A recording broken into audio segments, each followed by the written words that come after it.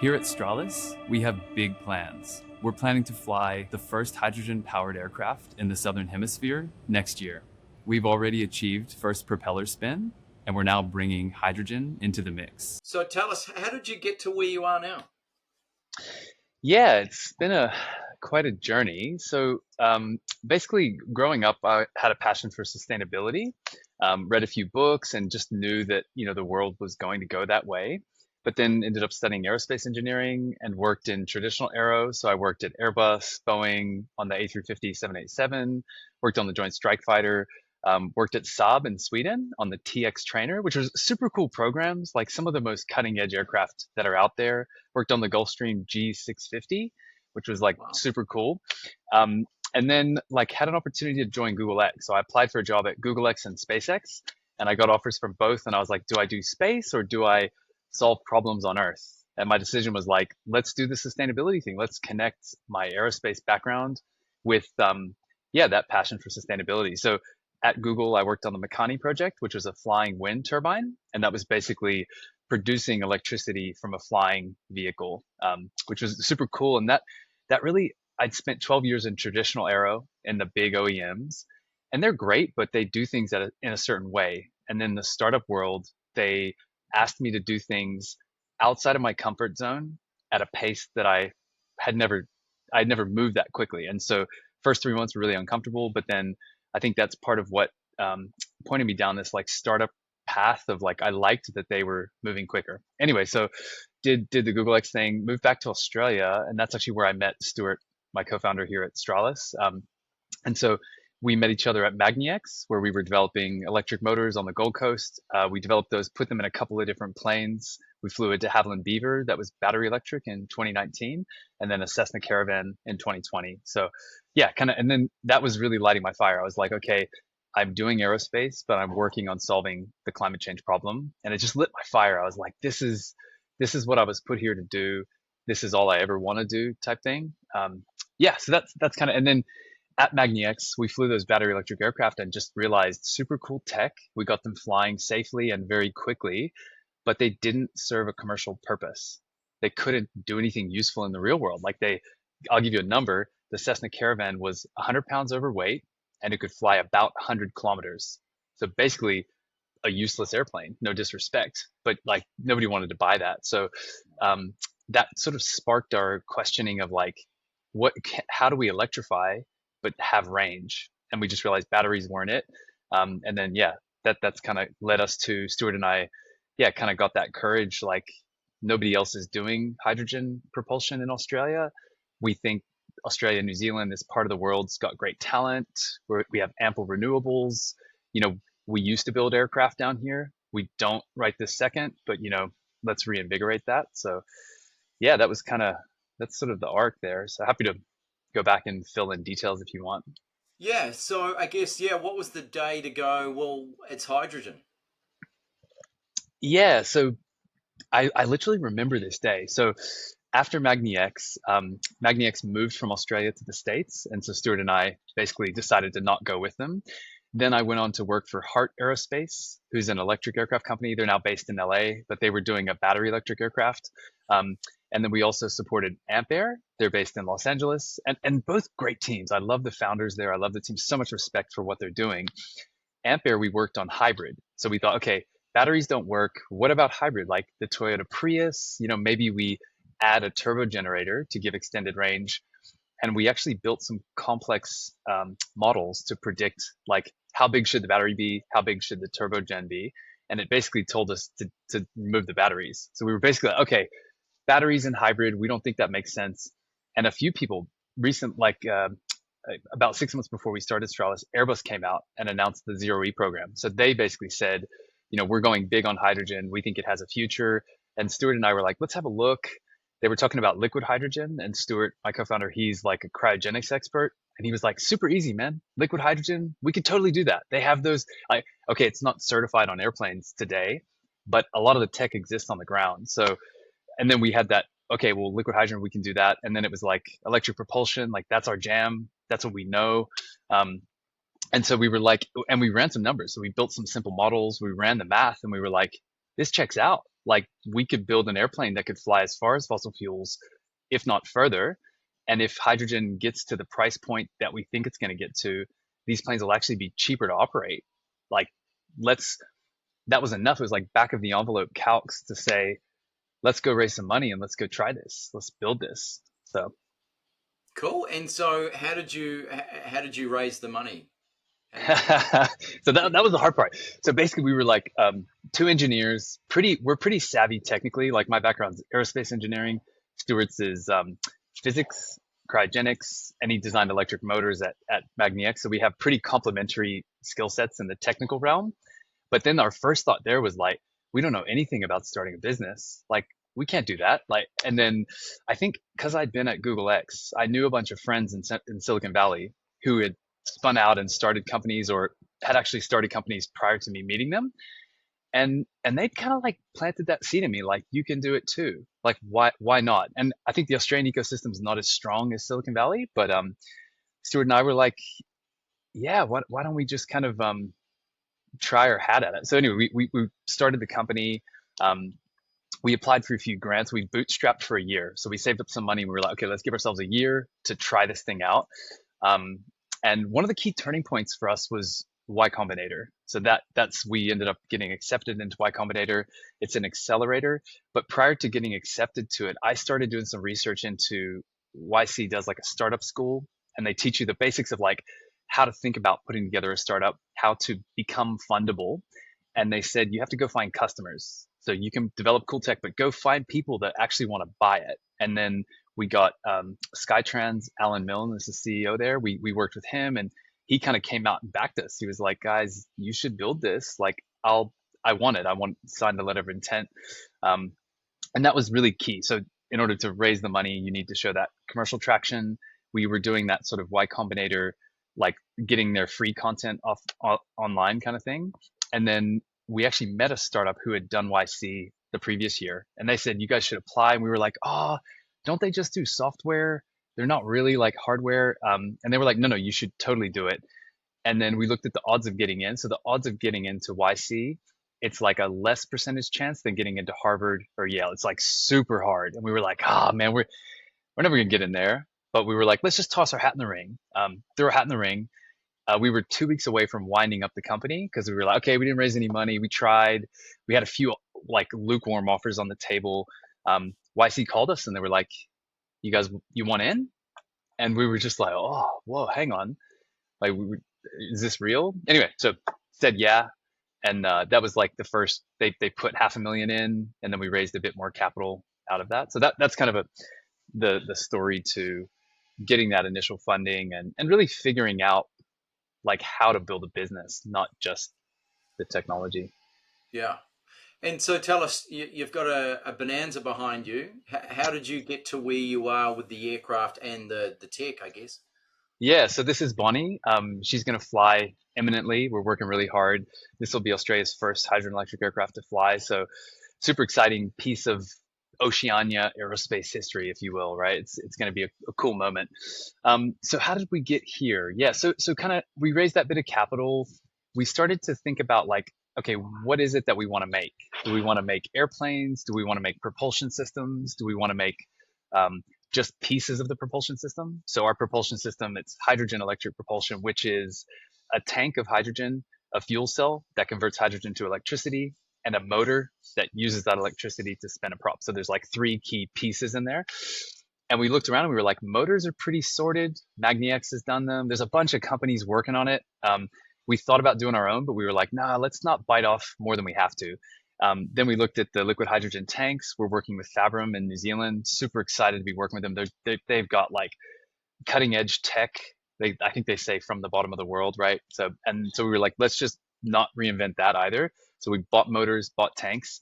We started looking at fuel cells, and they just don't work for airplanes. Like the fundamental thing is the ones that are out there in cars and trucks are just too heavy for airplanes.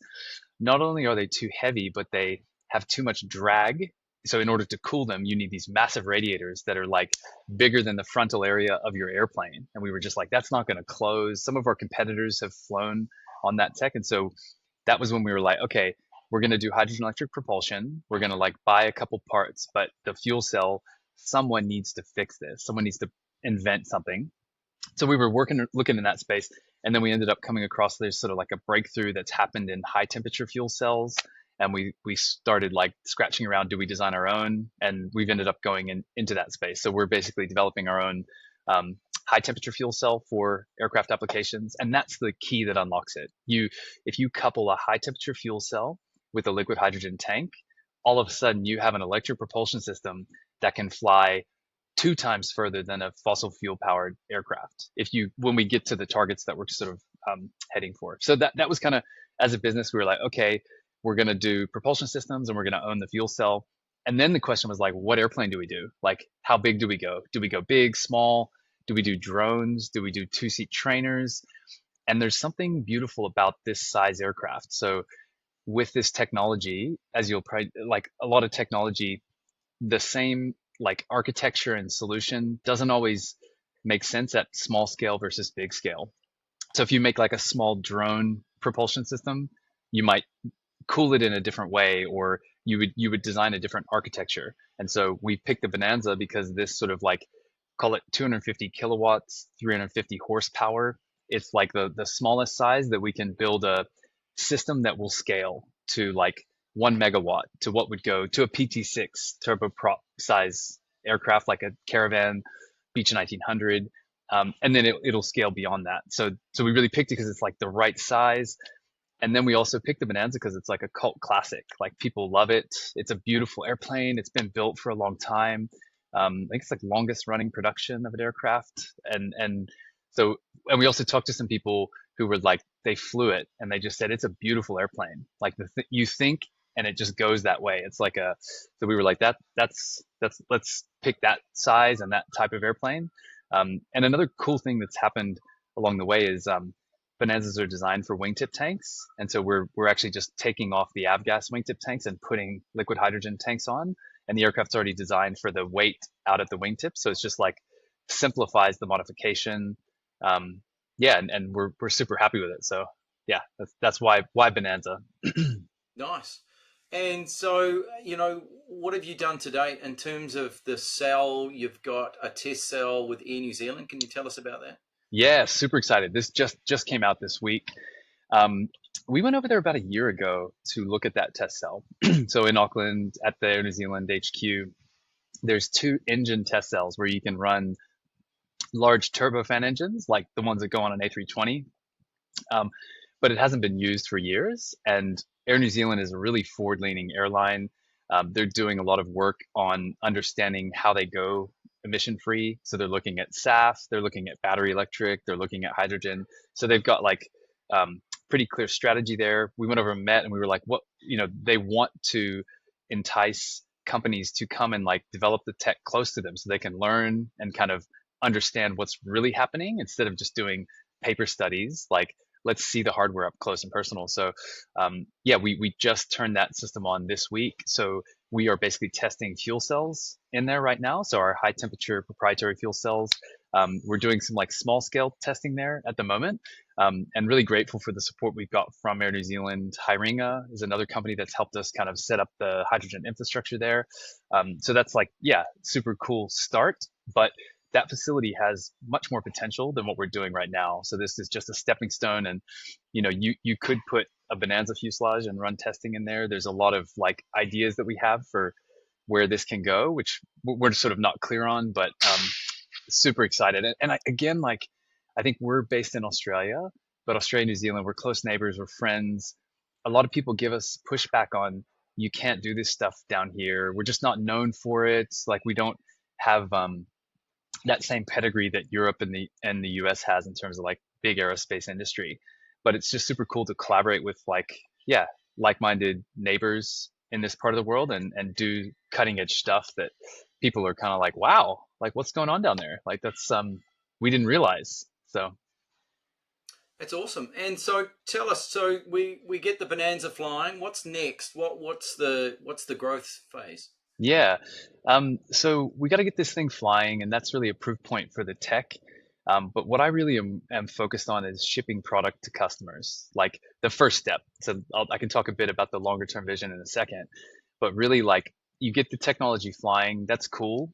but it's really different when your product is in a customer's hands and they're operating it. So we're talking about shipping systems at the end of next year. So late 2026 is when we'd start shipping product to customers. And that's when I think it really becomes real. If you think about the electric car, right? A bunch of people were developing electric cars in their garages for years, but Tesla made the Roadster and they sold not a lot of them, but there was enough. They started ending up in the real world. Like people would pull up at a restaurant in an electric car and people would be like, what's that? And like what I imagine is we have products in customers' hands and they fly at their local airport, or we go to Oshkosh and fly. And it just changes from, people talking to like, no, come in, like you can knock on the fuselage. This stuff's real. I'll pop the hood and I'll show you the tech. In fact, get in the airplane. Let's go for a flight. And then it's just so different. Like that's where I get super excited because that's where the magic happens. And that's not a certified plane making us lots of money, but it's a really big moment. So anyway, that aim of that is like late next year, early the following is when the tech gets out in the world. And then we need to certify it. So we're basically going to probably need like 3 years as our target to get an STC, so a supplemental type certificate for the Bonanza. And people have done STCs on the Bonanza of different types, like wingtip tanks, different engines. Yes, this is new technology, but we're working with CASA here in Australia to get our experimental flight test permit. And that will basically segue into the certification program for the technology. So think 2029, we'll have certified systems. And then the idea is like from sort of 2030 beyond, we would start scaling up to larger aircraft. So this system in the Bonanza, it can go in we could put it in a Cirrus SR-22, we could put it in a Cessna 206, anything with a Continental IO 550 size engine, you could swap out. You can put it in an eVTOL aircraft. So think like those people that are doing flying cars. You can also put it in other fixed wing electric aircraft. So there's a bunch of different places we can put the system before we scale it up. But then like think 2030 to 2035, we would start looking at like 10 to 20 seat airplanes. And then our kind of long-term vision for Stralis is, if you think about what Tesla did, right? Initially, they developed propulsion systems for cars and they sold them to Daimler and Mercedes, to Toyota. So they started in propulsion and now they make full cars. In the future, we may very well do the same thing. That's kind of my vision is we're called Stralis Aircraft. So think late 2030s. We have a design for like a 50 seat, like a Dash 8 or ATR size aircraft that we think would really disrupt that part of the market. And so, if we're like the best company in the world making hydrogen propulsion systems, that establishes a strong business. And from that vantage point, we can then leverage up and, go for building clean sheet aircraft from there, which people in aerospace think we're crazy. They're like, you can't do that. People thought Tesla was crazy. They thought they were going to go bust. And, we'll see where we land, but that's kind of I think you need bold visions to like inspire your team and get people excited. And the government loves it. Like down here, they're like, that would be cool if Australia made airplanes again, and so I think there's other forms of funding that we can access if we head down that road. So. Awesome. And what would you, if you could sum everything up that you've done around this, what could you say? Man, it's funny. The first thing that comes to mind for me is like my team. It's weird. That's a weird answer to that question, but we've done great things, but it's not, I'm here talking, but this can't be done alone. I've got a great team behind me, and not just like my team, but like all of our partners, the people that supply to us. I think that's actually the thing that I'm most proud of is like we've built an incredible team and we're not even there yet. We have so much big stuff ahead of us, but like even where we've gotten, like I have young kids come in here that want an internship and they're just like, you guys are inspiring. Like you make me think that we can innovate and we can build stuff in Australia. And that's super cool. It's really like whether Stralis is successful or not, like we will be successful. Let me be clear about that. But like whether we are or not, that's really the magic that we're inspiring kids. I grew up reading Skunk Works, like the Lockheed Martin Skunk Works and the heyday of the jet revolution. And it's like we're in one of those moments. Aviation is gonna change, whether people like it or not. Things are happening, and it's just super cool to build a team and be a part of that transition. That's probably the bit that gets me most excited and that I'm most proud of. Awesome.